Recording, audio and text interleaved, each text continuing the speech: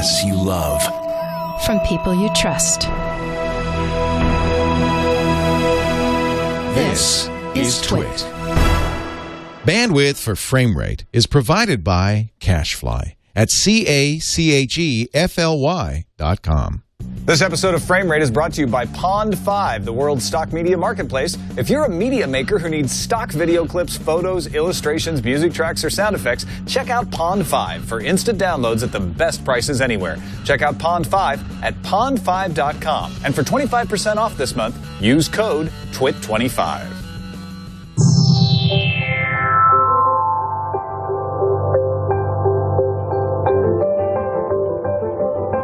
I can blend in with your workforce effortlessly. David, what do you think about? I think about anything. Children playing. Angel. The universe. Robot.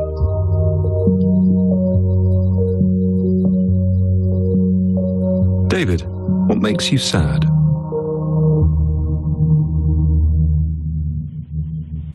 War, poverty, cruelty, unnecessary violence. I understand human emotions, although I do not feel them myself. This allows me to be more efficient and capable, and makes it easier for my human counterparts to interact with me. Is there anything you would like to say, David? I would like to express gratitude to those who created me.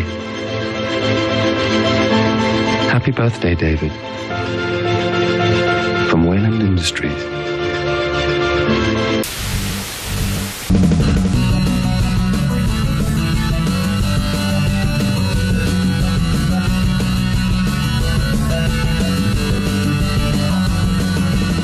It's Frame Rate. Welcome to Frame Rate, episode 72. I'm Tom Merritt. How does that make you feel, Tom Merritt? That you're Tom Merritt? Unnecessary roughness, 10 yards. Was he unnecessary roughness? When he says unnecessary something, I don't even know what he says because in my mind I hear roughness. You instantly think of that awful football movie from the 80s. There was a flag on the Android, 10 yards. Dude, I love the viral promotions that they're doing for Prometheus. They're doing, I still don't really know what the movie's about. The trailer's the most straightforward. You got some image of a big spaceship taking off and breaking apart, and you know it's going to be quasi-alien affiliated, but they push all of the Android stuff. They did the TED Talk for a while ago with Guy Pearce. Now they've got this one. They're crafty bastards, and I'll tell you, man, it's like they're echoing my favorite thing about the haunting sci-fi of the 70s. The 70s was such a legendary time for science fiction filmmaking, and I feel like there's a taste of that coming back from the man who brought us Alien. Well, yes, I agree on multiple parts, most of which I agree with you about. However, I did feel like it was a little bit retro in that Prometheus clip just now with David the Android. It's like the color tone is ripped straight out of 2001: A Space Odyssey. It's supposed to make me think that. That's Hal's tone of voice. It was almost a little too much for me, but really? I didn't care. I got past it really quickly. You're crazy. You're crazy bananas. I am. Forget about it. I'm done with Frame Rate. Go straight to the big thing. Story. It's called Story. Oh, show me a thing. Oh, we're doing Frame Great. This just in, the big story. So I guess the digital world is catching up with the broadcast world, doing something called upfronts. Upfronts, we've mentioned them on Frame Rate before. It's where the broadcast networks go and try to sell as many advertisements as they can for the upcoming season. So they'll debut new programs. They'll be happening pretty soon. Some of them have happened already. Hulu is doing upfronts. They're all of the new media, big players, they're putting on big boy pants and strutting around just like their dads.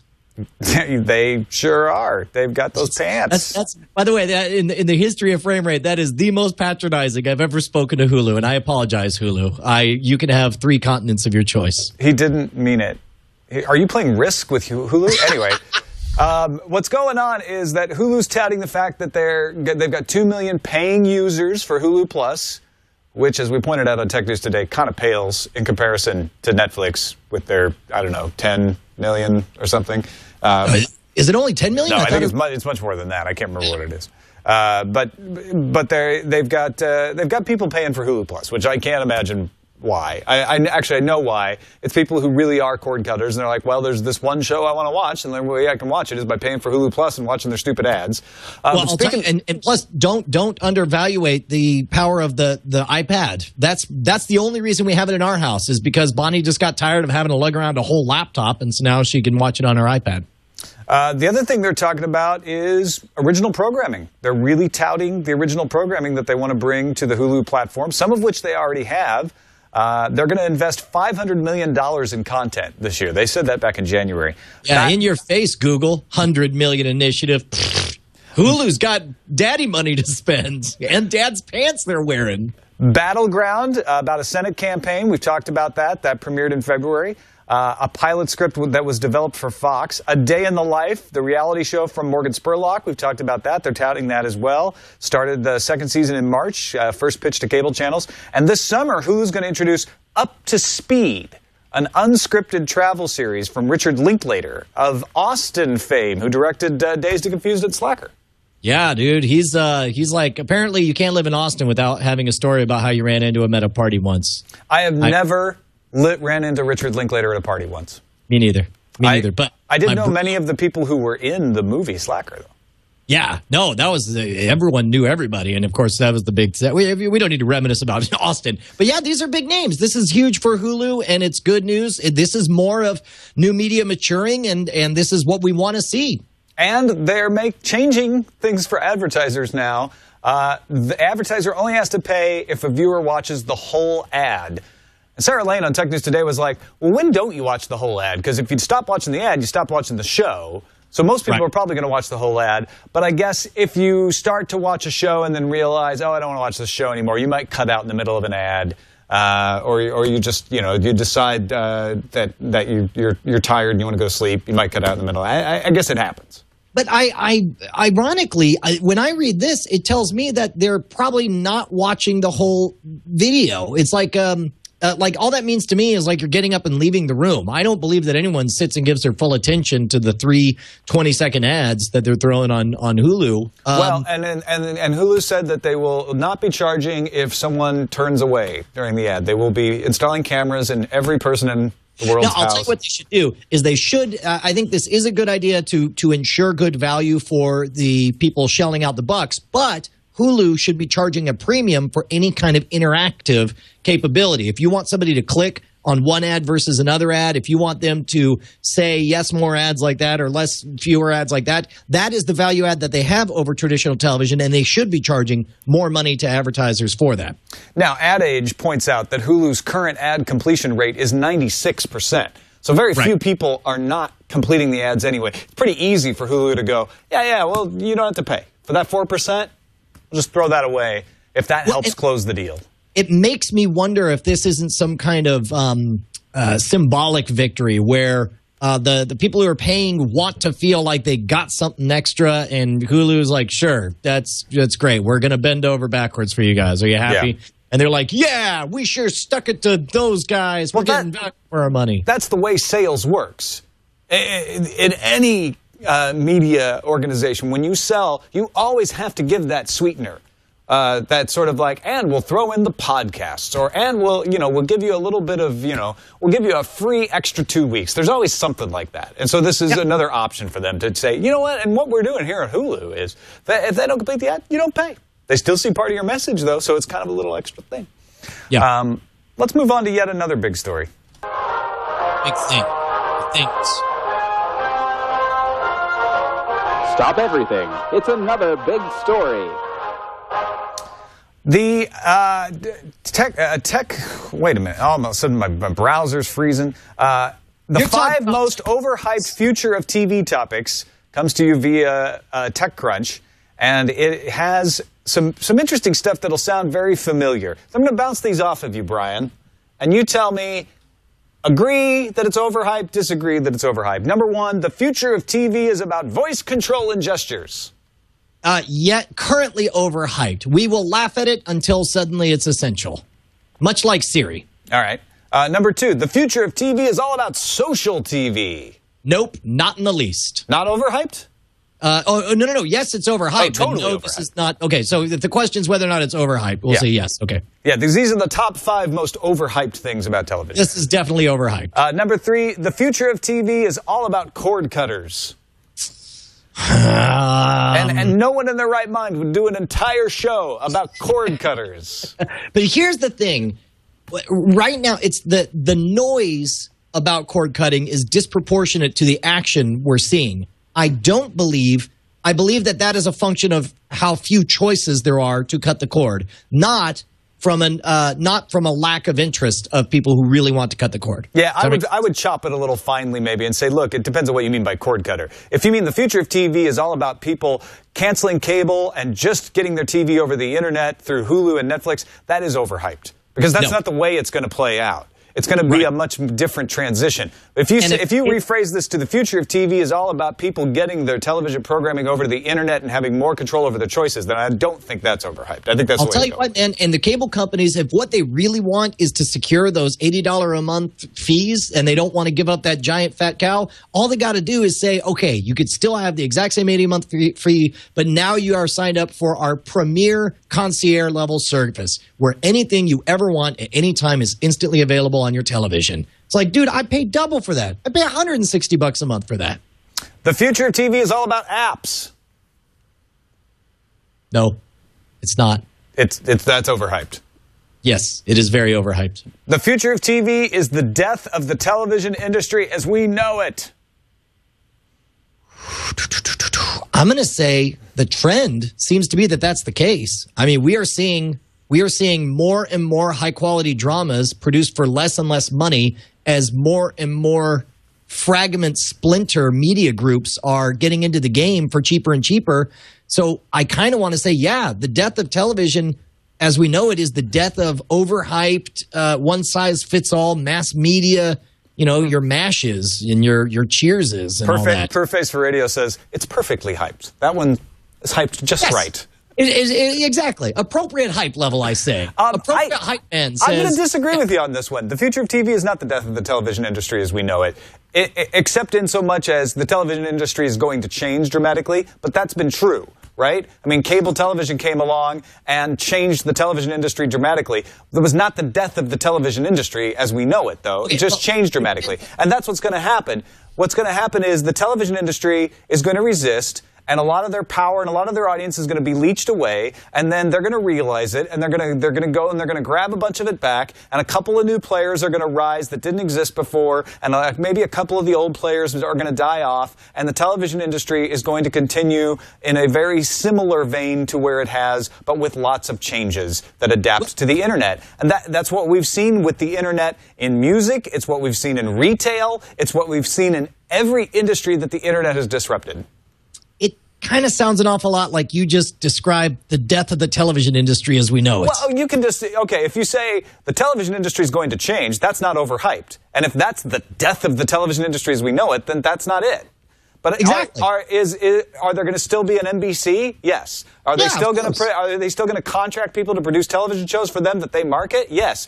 But if that's the case, then the television industry died in the 1980s. When suddenly there was an explosion of cable and the broadcast didn't have a monopoly or an oligopoly over what we watched anymore, and they had to get more specific. And if you consider that death, then sure, we're facing another death, but I don't consider that a death. So we'll say instead of a death, it's a magical chrysalis, and it's going to emerge as a beautiful butterfly. So in that regard, yes, overhyped. If that makes you feel better. You're still dead, worm. You're still dead, worm. Also, in this category, the MPD group put out a survey on Tuesday suggesting that pay TV rates could hit $200 by 2020. That's up from an average of $86 per month now. And the Gig Home headline is, the cable industry is stupid, right? This is the thing that makes me think, look, this whole cord cutting thing, yeah, it's not going to be exactly the way it is now, but who's going to continue to pay $200 a month for cable in the face of being able to do other things with that time. I'm not saying you just get your TV on the internet. I'm just saying you decide, you know what, it's more fun to play some video games and spend my money on that. The only way I could see this possibly happening is if they offered, if they found a way to, like I said, offer exactly what cord cutters want, which is the ability to watch whatever they want, whenever they want, on whatever screen they want. And I don't see them being able to work that out. I mean, maybe by 2020, that's 8 whole years. But by then, man, there'll be so many over-the-top abilities that I can't imagine. I mean, unless they get some killer exclusives. Like, I mean, I signed up for HBO again just for Game of Thrones. I don't see myself spending an extra $140 just for Game of Thrones. Well, and here's why it's not going to happen, because in the NPD report itself, it says, as pay TV costs rise and consumers' spending power stays flat, the traditional affiliate fee business model for pay TV companies appears to be unsustainable. Much needed structural changes to the pay TV industry will not happen quickly or easily. However, the emerging competition between SVOD and premium TV suppliers might be the spark that ignites the necessary business model transformations. So I don't think we're going to see $200 cable, because I think we'll see the death of the cable industry as we know it. Or if you say death, I'll say transformation. I'll do the reverse here, because I don't think they are going to have a death. I was just messing with you. I don't think we'll see death, but yeah, because I think we will see a huge transformation in the cable industry. Yeah, but I'll tell you what, man, they care about one thing, and that's keeping that fat paycheck month over month, and they just got to figure out the right service to offer that. If it suddenly becomes, if in 2020. All of a sudden, I'm still paying the exact same monthly fee, but now I have 100 megabit down and 50 megabit up, and like I say, this imaginary concierge level video on demand service. That's good enough for me. I'll keep paying them. Let's check out yet another big story.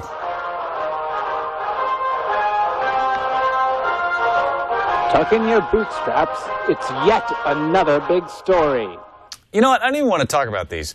Netflix CEO Reed Hastings went on Facebook and tried to restoke the whole anger over Comcast not counting your Xfinity on-demand app on the Xbox 360 against your bandwidth cap. He made a very good rail against it, pointing out that, if you watch Netflix on your Xbox app, counts against your bandwidth cap, but if you watch that same movie on the Xfinity on-demand cap, it doesn't.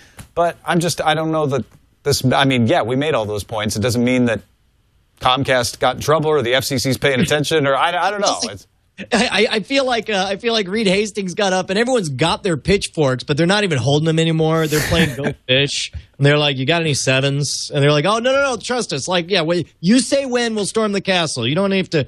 We're ready, boss. We're convinced. Yeah, choir, you preaching." Also, Google founder Sergey Brin was part of an exclusive interview on the UK's Guardian newspaper. They did a whole series this week on the threats to the internet. And one of the threats that Sergey Brin identified was the stringent copyright laws in the existing media industry. Yeah, man, I'll tell you, it's like it's no joke that when Google co-founder says, I thought we could take on China and that the information would want to be free and that it would crumble under its own weight. But I'm sad to report that essentially, yeah, China's got it. They've got everybody bottled up and force feeding them the curated internet that they get. And I don't like where it's headed. And it's like that bums me out. It bums me out because the nature of things is to consolidate and for big money to use the law, the hammer of law, in order to restrict trade. And I'd hate to think that this is a sunsetting on the great internet experiment as we've known it for 20 years. Yeah, it's not. People have been saying this since the 90s. I remember I was one of those guys in 1994 saying, oh, they're going to put banner ads on the internet now. Oh, we're going to have graphics. That's just going to ruin the internet, this graphical web. This is the death of everything. And I kind of learned my lesson then. It's like, you know what? This happens in cycles. There's always somebody trying to capitalize. There's always somebody trying to lock down and threaten it. And there's always a backlash and a way around and a new piece of technology or a new way of doing things. And we never know what it's going to be. When we're facing that threat, we're always like, yeah, but how are you going to do that? And it always happens. Somebody comes up with it. I think with China in particular, although this really isn't frame rate material, but I think with China in particular, what you're seeing is the fact that there are a lot of Chinese who get around the firewall already. So when Google came in as we're the saviors, we're going to get you around the firewall, they're like, yeah, no, you're just going to get us in trouble because you really don't know how this works. Yeah, but again, it's like if we're against piracy, we're against circumventing the laws of your country to go visit Facebook. It's like and I hate being in that position. I hate that consistency, and I don't want to be in that position. I don't want to shrug my shoulders and just say, the pirates will find a way. BitTorrent this. It's like that's not the way it should be. Yeah, but it's not saying the pirates will find a way. I mean, that's not the only solution. I'm talking about did the graphical web kill freedom? No. It's not about. I'm not even talking about laws. I am, and so is Google's co-founder. I mean, Bryn's saying it's like we thought that the law would crumble underneath the information wanting to be free and people working around it, and it hasn't. And it's like, and that's what he's talking about. He's talking about there's enough money in Hollywood. And there's enough interest in SOPA-like restrictions that it looks like it's going to come. Oh, well, it's not. That's what I'm telling you. It's like they always say that. They're like, oh, they're going to outlaw encryption. We're not going to be able to have PGP. You know what? It didn't get passed. People have been saying this for 20 years. You're not even worried about SOPA. And again, when I say SOPA, I mean whatever future draconian SOPA-like registration. Oh, no, I'm not saying I'm not worried. They're going to keep trying, but I'm not pessimistic that, they're going to lock it down and we're going to go back to AOL times again. See, I am that pessimistic because there's just too much money from too many people for me to picture it. I mean, I thought there was a ton of money in the 90s trying to do exactly the same thing, and they didn't get it done. Well, we'll see. You know why? Because there's just as much money out there saying, wait a minute, I'm Google.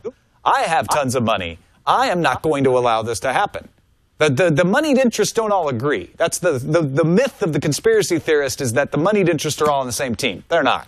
That's true. That's a good point. Maybe they could all have a cash fight. And they then will. Get naked and then we'll stand below going, please, some of it pour on me. Just a little. Just a little. Abe Lincoln's. Until then, we have to take sponsors. And we love this sponsor. This episode of Frame Rate is brought to you by Pond5, the world's stock media marketplace. If you're making some movies, you're making some audio, you're making some video, and you want to be sure that you're not going to get in trouble for using the video you want to put in there, or you're like, you know what, I need a good stock shot of something, I can't afford that, Pond5 is the place to go. Tom, I'm writing a romantic comedy. It's about 3 dudes and an alien chick who meet at, I just need a location. Oh, 3 dudes and an alien chick that meet in Dubai. Oh, Dubai? See, that's great because they'll think it's a space station. D-U-B-A-I. Look at this. Pond5, bada bing bang. Look at this. It's crazy alien. It's Dubai. I got establishing shots now. Everyone will think that I spent $1 bajillion to go take these fantastic photos and videos and movies. Look at that. I can't afford an escalator. That's a guy going on an escalator. Well, you can't afford to fly to Dubai and shoot their escalator, but you can get it from Pond5. Look at that. And I could take that and I could like CG a little dude washing windows. Take that, Tom Cruise. I can have a high production budget. I don't even have to go to Dubai. It's not even just video, folks. Photos, vector illustrations, music tracks, sound effects, motion graphics, templates, other creative assets, all of which you can download instantly for legal use in virtually any media production. You can get all of this stuff and more by going to Pond5. And if you're a media maker working with video, images, or sound, go right now. You can upload your own stuff. I couldn't hear you. We're having a party in Dubai. Right now, we're all in a weird melted skyscraper. See, and I can play this because it's copyright free. Prices are unbeatable, so is the range and the quality of the content available. Pond5 has a special audience offer for our audience members, 25% of off your purchase this month when you use that coupon code TWIT25. That's pond5.com. Use that offer code TWIT25. And we definitely thank Pond5 for their support of Frame Rate. That's our thank you music. That's our Dubai thank you music. That's right. Goodbye, Dubai. That's the name of my comedy. POND, the number 5.com. On to the slipstream.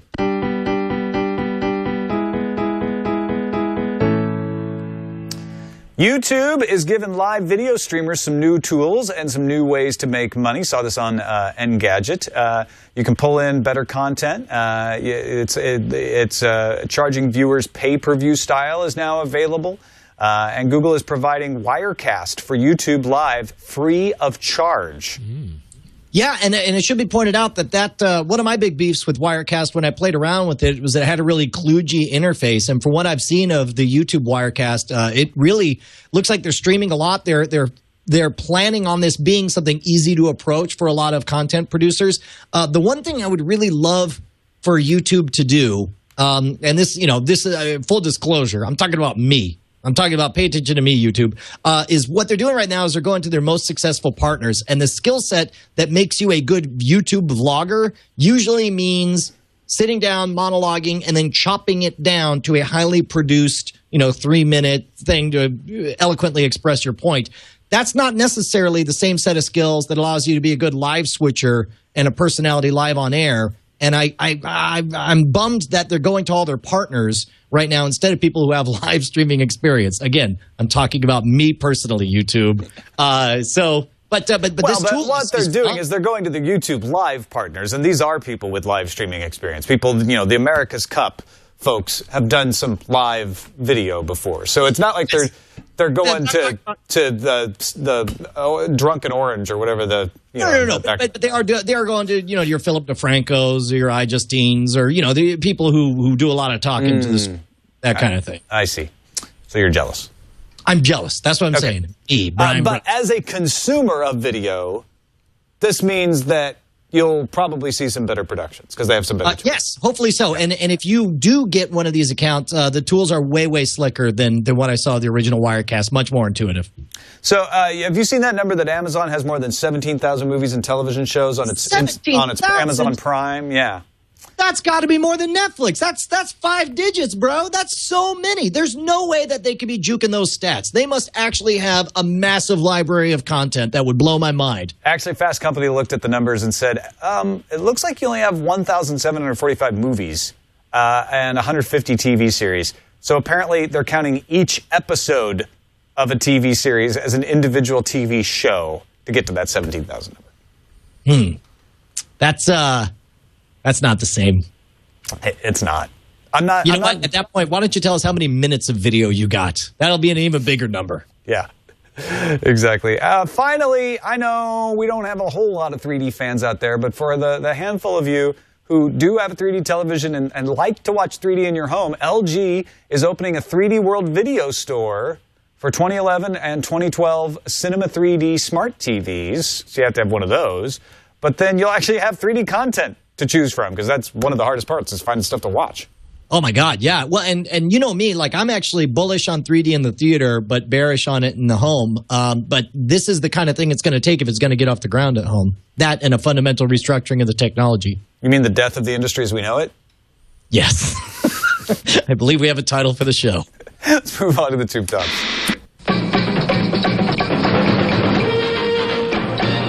IKEA announced today they are going to sell you an entire home theater system in a beautiful IKEA cabinet that you'll have to put together yourself with a 24 to 42-inch TV, Blu-ray player, CD player, 4 USB slots, 2 USB slots, 4 HDMI ports. You get speakers in there, wireless bass speakers, all for 6,500 Swedish kroner. It's around 960 some US dollars. Tom, I wanted to hate this idea. I wanted to hate this television the moment I read the headline. And then I watched the whole video. Did you see this? Yep. It looks amazing. Well, it's like they got... It's like they're all about hiding the wires and the fact that you can close it and your infrared beams still go through it and you don't see nothing and it's all modular and you can figure like zap it forward a little bit there, Jason, and you can see they've got the subwoofers totally wireless. So you can set it anywhere in the room you want. And look at this. You can build any kind of crazy shenanigans or this. If it's a decent display, that'll be all right. I'm okay with this. Well, and that's going to be one of the things. This is made by TCL, a Chinese manufacturer, who sells the RCA brand in the United States or Alcatel in Europe. Those are not top quality televisions. So if you're into the television picture at all, probably not going to be for you. You're also not going to get top quality audio, things like that. And as Nilay Patel pointed out on Tech News Today, it doesn't come with the content. So unless you're going to watch a lot of Blu-ray, you're still going to have to find a place to put your set-top box for your cable or satellite. Or even if you're a cord cutter, you got to find a place to put your Roku or your Xbox or whatever. That's what that second compartment there is. That the one to the left has the built-in Blu-ray. The one on the right has this mesh that the infrared signal could go through, and it's intended to be where you stick all your other boxes in there, so that you can still have it closed and still use the remote for everything. Now, the only thing is, if there's one thing people upgrade even less often than their televisions, their hardware, then it's going to be their physical furniture. So it's like whenever you get anything built into anything else, it just, especially when there's different refresh cycles, I have a feeling like 8 years from now, people are going to regret owning these and they'll wish they had a higher quality display or something that managed it better. But I'm going to tell you, they got a hit on their hands because they're in the showroom. People are just going to be pretty easy, no wires. And they're going to fly off the shelves. Planning to launch it in Sweden, France, Italy, Poland, Spain, Denmark, Norway, and Portugal this fall with a worldwide rollout in spring of 2013. So not coming to the U.S. until next year. But hey, you know what? It's another thing to go look at in IKEA when you go get meatballs, which is what I go there for. Sony announced Nasny, a TV tuner and media box that's kind of a DVR plus internet tuner. It's got the PlayStation 3 TV tuner accessory in it and a 500 gigabyte hard drive of its own. Plus, it'll be able to work with all the Sony products like the Sony tablet, the Xperia phone, the PS Vita, all of that sort of thing. Are you into this? No, but I've got confirmation that they're going to hire Cleveland, the voice actor for Cleveland from Family Guy, to say, "Oh, that's nasty." That's going to be their campaign slogan. It'll be out in Sony's home market on July 19th for 16,980 yen. That's about $211. I don't know. Record TV broadcast. You know, it's a box. It's another box. I'm not sure it's the box. It is a very delightful solution to a problem I'm not sure I've ever seen. Which is what? I don't know. Well, I mean, the problem is I want a DVR and an internet box, and I don't want to buy a PS3. Okay, but why not? I mean, why not get a TiVo then? I mean, isn't there's already over-the-air TiVos, and you would be able to TiVo. This is a TiVo, right? This has I guess it's a TiVo competitor. All right. Well, congratulations. So you don't want any competitors to the TiVo? No, great. You've never seen a need for a TiVo? I love TiVo. You know I'm in love with TiVo. But you just said you've never seen a need for this if it's pretty much the same thing. Well, because here's the thing. It's like I'm totally selfish, and it's like I read everything it does, and I'm like, that sounds like a great option if I was in the market for looking for the solution to that, but I'm not, so I don't. And so in fact, let me kick it out to the customers. If anybody out there, just it's fr@twit.tv. Let us know if you're like, gosh, finally the DVR is looking for. Because here's the thing: is I don't suspect it's going to have exceptional software, and that's the one thing I care the most about with the DVR is an exceptional UI, and that's the one thing I don't have with my current thing. And if it was as good as TiVo, then maybe I would buy it. Well, I know what you're going to say to the next one, which is the Halpage Broadway. You're going to be like, doesn't Slingbox already do that? But that's what it is. It's a box that sits between your TV source and your internet router and lets you access live TV from anywhere in the world. Now, it doesn't just stream live TV. It also has DVR-style capabilities, letting users record shows and stream them at a later date. That's wait. You can record a show and then stream it at a later date? So, yes, of course other things do this, but you don't want competition? You don't want new devices to do this stuff? You hate everything new? I welcome all comers to the market. It's just the problem is it's like, I don't want to throw a parade every time somebody walks into the ring. It's like, let them get out there and prove themselves. I'm not asking you to throw a parade. I'm just saying, hey, here's a new thing. It's going to be $199.99. Doesn't have a date when it rolls out. But, if you're looking around for stuff, here's another one. Yeah, no, that's good. Yeah. Actually, there's a lot of this kind of stuff coming out. I think partly because of NAB. I think there's a lot of announcements kicking around. There's a great chart up on CNET if you're into the TV app market. So you either on smart TVs or Roku or even things like the Samsung, Sharp, Sony, Vizio, Panasonic, LG TVs, any of that stuff. David Katzmeyer and Ty Pendlebury from CNET put together a pretty excellent chart that says these are the apps for video and music and even other apps that are available on all these different platforms. So if you're looking to shop to find the most available apps, or at least the ones that are important to you, you want to check out this chart. So is there a single TV that you can see from top to bottom is all yeses? Like as you scroll down there, Jason, none of them are all yeses. And I'm not too worried about Yahoo widgets and Picasa and Flickr personally. And maybe I'm alone in that. But if you look just at the video apps, there's still not a single platform that has all the video apps. Now, why would that not be? That just seems like laziness because there's not any of these guys who wouldn't want their app to be in your smart television. They all have to be chomping at the bit, ready to shake hands and secure deals for these. But I mean, on the television manufacturers, I guess they want just enough to throw some icons on the box. No, it's not. No, you've got it backwards. The television manufacturers want all the apps. They have no interest in not having all the apps. They want to have the television. Are like, everything you want is right here. It's the suppliers who are striking, who want to get deals. They're like, well, how much you give us to put your app on that platform? God, that's so weird. Because I've talked to some of the guys at Roku, and they're like, yeah, we really want to have this app. Or we've talked to Abner from Boxy, and they're like, yeah, we'd love to have the Netflix app. But it takes, there's technical issues with creating the apps. And there's DRM issues that get in the way. There's licensing issues that get in the way. And then some of them are like, Crackle is a Sony property. They're like, yeah, we kind of really just want to be available on Sony. And somehow Roku convinced them to come onto Roku. But that's the only two platforms that Crackle is on. God, it's so mixed up. It's one of those weird things where it's like you'd think they all want market share into, I don't know. It's a very counterintuitive business, which is part of why I love to grouse about it. Well, it's part of the reason we haven't got to that one box. That's available for everything. Could be behind the scenes, Apple's shaking hands, shaking things up. They're going to come out without television. It's going to be the end-all, be-all.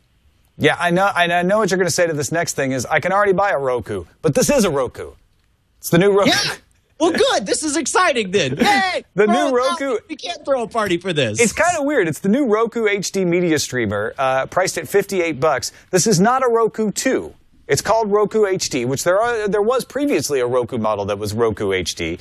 But The Verge reports, actually through Zat's Not Funny, that these devices are showing up on shelves for $58, offering 720p streaming, HDMI out, and bringing back the composite audio and video connectors that are dropped from the Roku 2 line.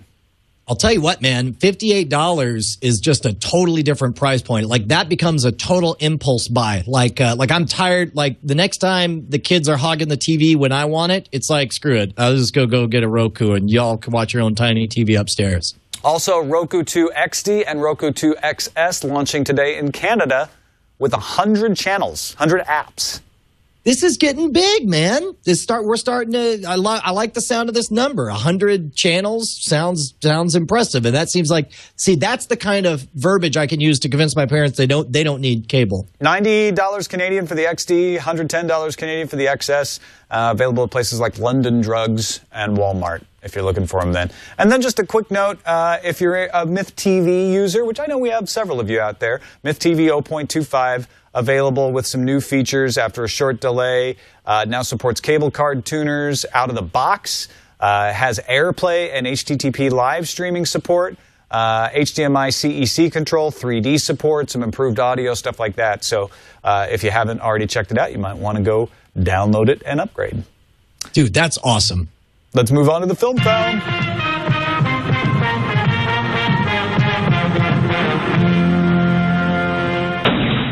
So we talked about the services, we talked about the boxes, now we talk about the stuff that you watch. And first thing that we watch a lot of is Game of Thrones, which got renewed for a third season. Yeah, man. I'll tell you, it's really interesting to it's only after you hear an announcement like that, because as a viewer, it's like, well, duh, of course. But then we forget, like, there are executives sitting there waiting to get the numbers, and the numbers are going to indicate whether or not they can afford to have a third season and what kind of budgets they'll have for it. So that's very encouraging that a show as dedicated to giving a quality, accurate telling of a beloved fantasy franchise could be doing so well. Before the second season is even barely underway. Yeah, 3 episodes in, sure. Yeah. Now, it is a little different calculus with HBO. It's not just about ratings, per se. It's about commitment. It's about, is this the thing that makes people want to subscribe to HBO? And I'll tell you, it's honestly Game of Thrones and True Blood, only thing keeping my family subscribed to HBO right now. So it's working on me. Well, it didn't even, I mean, to be clear, it didn't keep me subscribed to HBO. It made me, this will be the second year in a row that I've signed up just for the duration of this season, and then I'm going to cancel as soon as it's over. And I'm sure I'm paying like a ridiculous amount, but what the hell, why not? Now, here's an interesting point. George R.R. Martin has said in the past that HBO's Game of Thrones will not lap him. It will not get past the books that he's written.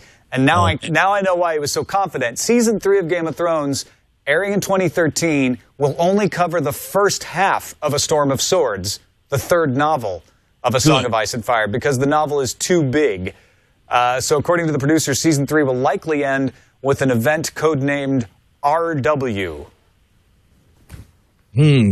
That's ponder on that yourselves. Yeah, no, I don't know. But I'll tell you what, though, it's number one, that's the right call, because already with the second season, people are worried about getting lost as it starts to fractal out into these increasingly interesting, smaller stories of the big tale. You're afraid you're going to drown in it. So I do think they should do that. I think they should start splitting them into 2 seasons each. But you realize now with the production schedule they have, these actors, you know, if you look at, I mean, I don't even want to say which actors because you don't know who's going to live or die. But there are actors right now who are now looking at a 7, 8, 9 year commitment to see this full story through. That is amazing to me. That as successful as this is, they have to be planning to you know, Lord of the Rings style, just maintain this consistent pace of quality and art style and general direction, and then they can have, you know, one of the most epic fantasy stories ever told in video format. Yeah, at least with Lord of the Rings, you knew Tolkien was done with the story, though.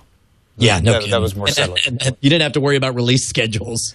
Full episode list for season 2. Game of Thrones is out too. If you want to see what the episodes are called, who wrote them, when they'll air, all of that is available. We saw it at thewordzone.blogspot.com.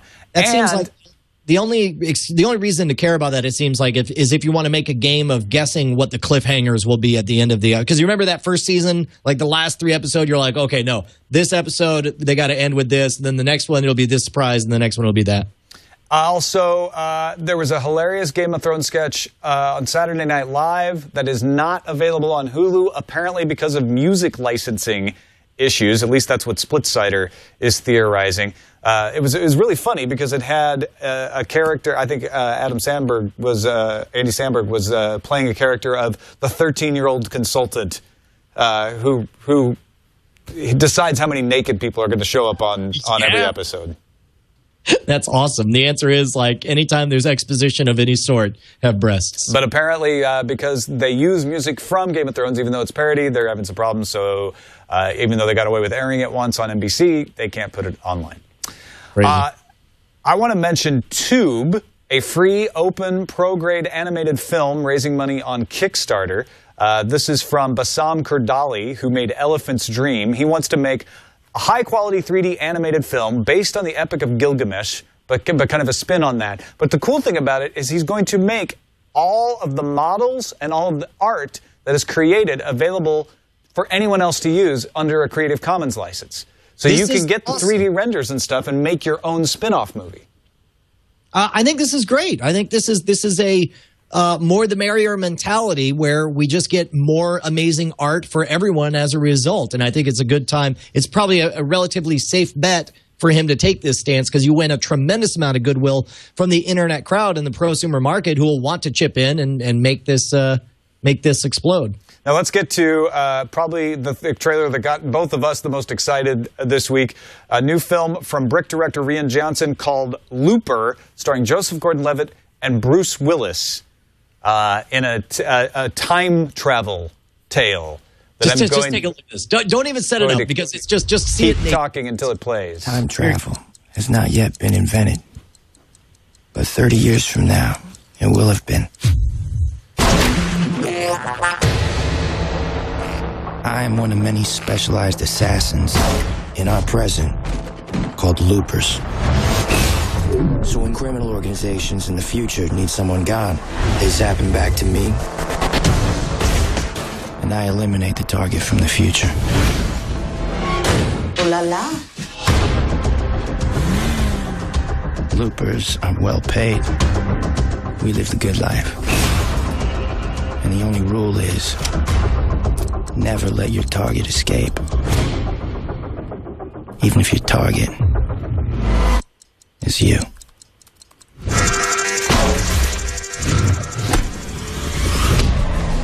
I'm gonna fix this! I'm gonna find him! I'm gonna kill him!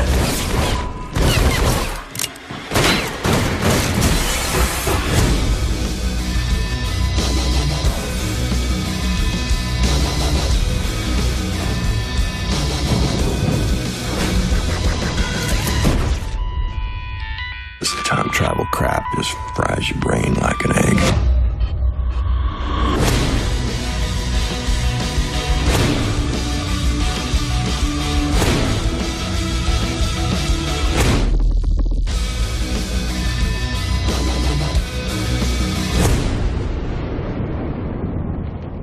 Dude, I don't even care that it makes absolutely zero sense that you have to send a person to the past to get assassinated. I don't care what Rube Goldberg-like plot device they have. The fact is the music looks awesome, the action looks badass, the idea is awesome. I'm so down for this. I love the idea that you send them to the past to get assassinated because there's no fingerprint record. If the bodies show up, it's going to be hard to track down, like, well, who killed them? It's a great conceit.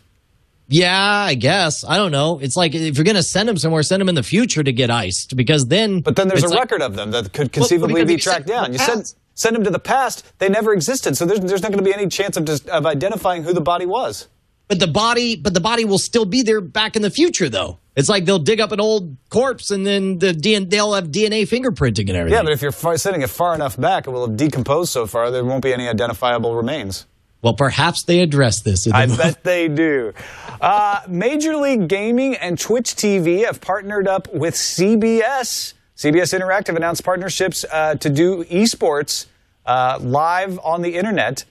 So we're gonna see more muscle behind live video game coverage, which I think is great. I think we're only seeing the beginning of where this can go. This is an unexplored territory that's totally self-generating of its enthusiasm, and I think it's only going to get bigger. The Uncanny Valley is another Kickstarter-backed movie project. Tell us about this one.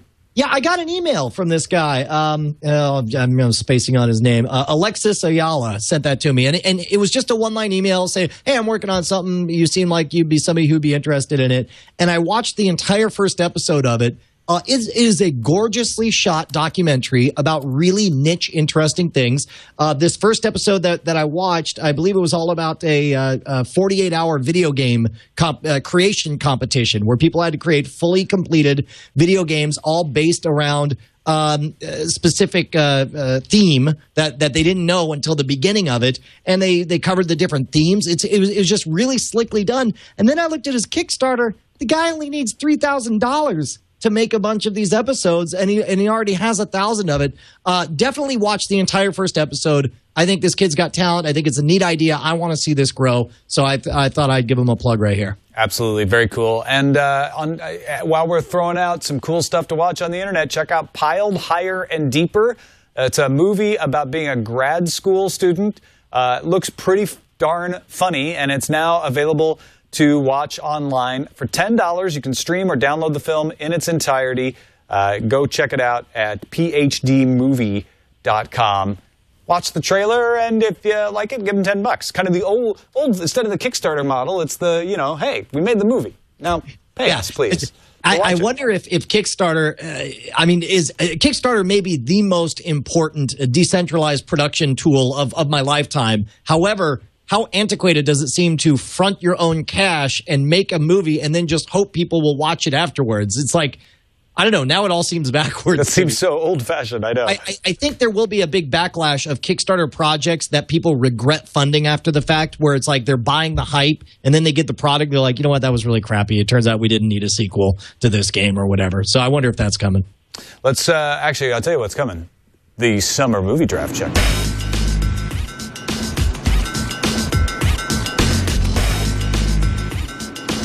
It's the NSFW show, Frame Rate Summer Movie Draft Check-In. And Scott Johnson's still ahead because he had the Hunger Games. Yeah, but guess who's on the board with $6,690,000? That puts you in last place amongst people who have actually had movies. Yeah, man. Lockout got moved to a week early, so it showed up against the Three Stooges and Cabin in the Woods. Yeah, no, of course, Hunger Games still dominating. I don't know. The more I see this, the more I think Scott made a very smart decision. Yeah, afraid he did. Now, we don't have any movies out this week because Lockout got moved up. So the only thing that will happen is Hunger Games may gain a little bit. It's starting to finally level out, but it's at $338 million. Wrath of the Titans still piling some stuff on, though. Yeah, Justin's got a long way to limp up to 100,000 or the 100 million he was hoping for, but 71 million's he's no slouch at this. Yeah, we're about 3 weeks away from this getting interesting. Because, like I said, we have nothing that's premiering this week in the movie draft. 2 weeks from now, The Raven, which I own. Do I own that? Really? Yeah. I don't remember buying The Raven. But yeah, okay. I own The Raven. And then 3 weeks from now, The Avengers. And that's when it gets real. Because, frankly, The Avengers, Dark Knight, Hunger Games, and you make an argument for Spider-Man, are the 4 movies that are going to dominate this league. Absolutely. And yeah, I do believe Spider-Man is really the underdog temple. Although, I'll tell you, the more of this viral market I'm seeing, the more I think Veronica might have a sleeper hit with Prometheus. But I've been saying that nobody believes me because I think it's a sleeper hit, but I don't think it's going to be a sleeper hit on the $300 million level. That's what I'm saying. All right, we'll see. What are you watching? What are we watching?